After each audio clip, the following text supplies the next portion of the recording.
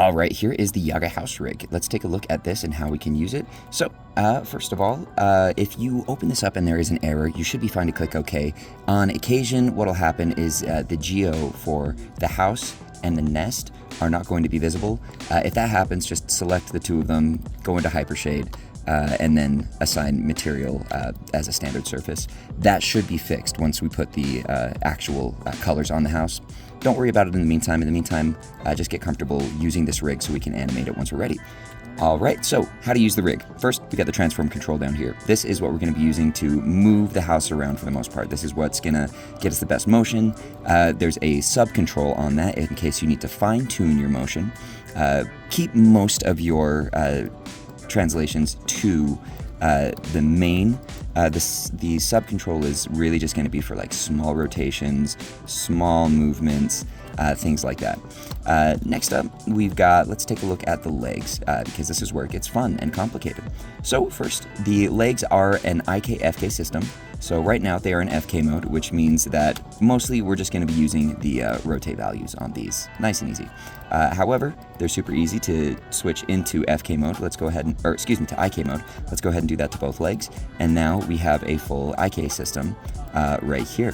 So grab the foot controller down here, this little boxy one, or this one up here, this little boxy one, and it will solve for you. Nice and easy. These IK controls each have an attribute on them called follow, as you can see over here. That is going to determine what that IK controller is following. Keep in mind that if it's following something that is also following the transform and you try to move the transform, it's not going to matter. For example, this is following the transform, so the feet are going to follow the transform. The pole vector is following the hip, but the hip is parented to the transform, so it'll also follow the transform. And this is following the cog, the center of gravity control, which is also parented to the transform. So if I'm moving the transform, it's not going to have any effect. However, since this is parented to the cog and this is parented to the transform control, if I grab the cog, as you can see, we're going to get some motion out of the knees right there. And we can do a lot of like fun little things with that. Really kind of move it around a lot and it'll solve for us. It makes it really nice. The pole vector control is to control which direction the knees are pointing. So we only have a translate control on that. Right now they are set to follow the hip. That's going to be the most reliable for you, but in case you're doing some strange animations, you can set that to follow either the foot, the transform, or the world space, and that will help to keep your knees pointing in the right direction whenever you're using the IK controls.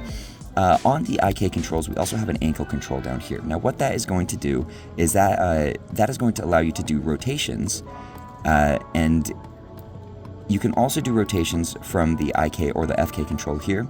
However, if you were to put a rotation on that and then switch to the FK control, only the rotations from the ankle control here will remain. The rotations from the FK control, or from the IK control, they will get zeroed out whenever you put it to the, for example, I'll just show you right here. So I'll switch from the IK control here, and then we'll go over to the FK control, and as you can see, those rotation values will zero out.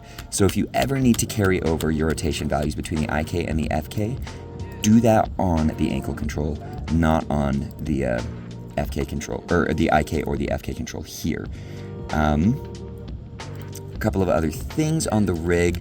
We got some fun features. For example, the top half of the house is a little bit separated from the bottom half, so you can get these fun little dancing animations here. If you grab the bottom half, it will, since the bottom half is following the cog, the legs are going to solve while I do this, make them do a little hula dance. Nice little features here. The nest can drop as if, pants fell down or anything else. You can also scale the nest. You can kind of do whatever you like with that. Up here, we have the master controls for the leaves on top of the house. That will allow these to bounce while it walks, or any other thing. We've got a master control on both sides, and if you need more individual control of each leaf, you can grab these controls here. The eyes are here. These only have a few values that are keyable for you. For the first one, we have the scale value, which only scales in Y, but I have it set up where it will grow in Z when you scale down. This gives us a nice little blink animation. The other is translate values. The translate values are going to be locked, so we can only look left, right, up, and down, but that allows for a little bit of motion in the eyes if we would like it. Obviously, we have the beak controls, which are just going to be set to an FK system, so you can move those around as much as you like, get the house to emote a little bit. And then obviously the tail controls back here. This is going to be our main tail control, which controls the entire thing, and these smaller ones are going to control the individual pieces, so we can get a little bit more control there. I was not able to set up a reverse foot control for this, so we are going to have to key FK key each of the toes individually when we're doing a walk cycle, but I can't imagine that'll be too terribly difficult. They are all set to the same rotation values. So a couple of other little quick things. If your rig ever gets entirely messed up and things are a little strange and it explodes like this, easiest way to reset it is to go select everything, just like that. Go over here, select all your translate and rotates, 0, enter. And now we are back to normal little house right here. Now, most of the FK controls here are only going to be a rotate values. However, I did leave the scale and translates on in case you want to get a little creative with it. You're more than welcome to do so. However, do keep in mind that that for the most part, these are going to be rotate values unless you know what you're doing with them. These also have a follow translate and follow rotate value on them. This is a fun little feature, and I'll show off what that does really quick here. So if I select this control here and 0 out follow translate, that means it's only going to follow the rotate of the parent control. So now if I do this, you'll see that it is only following the rotate. If I were to translate this, it stays in the same place. Obviously, we're getting some strange little values because we don't have very much geometry on this, so it is going to break the leg a little bit, but it can be useful in certain situations. The reverse of that would be to set it to follow only the translate, and this is the one where we're going to get a little bit more utility. What this is going to do is, now as you can see, it is following the rotate of, when I rotate this parent joint, it is only following the translate value, so it is staying flat here, almost making it behave as if it were an IK system. You can do a lot of really good stuff with that. Don't feel like you have to use the follow translate and follow rotate attributes. This is just a me thing. I like to make sure that they're there. It makes it a little bit easier on animation if you know how to use them. Besides that, we are pretty much set. When you're doing movement, make sure to move from the translate, not from the cog. Otherwise, you can have some funny things happen. For example, let's go ahead and set these both to 0, to the IK system, as it were. And now if I were to grab the cog and try to move, as you can see, we're leaving the feet behind. So make sure you're moving from the translate, not the cog.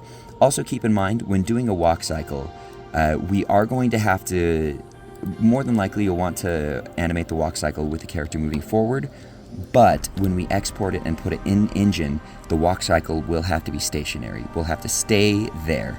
So after you do your walk cycle moving forward, go into either your graph editor or into your keys and 0 out all of your Z translations. That will make sure that the character ends up here and the walk cycle will stay stationary. And again, that's 0 out all of your Z translations on the transform control only. And that should have you covered. If you have any questions, please ask me, hit me up on Discord. I will answer as fast as I can. Otherwise, happy animating.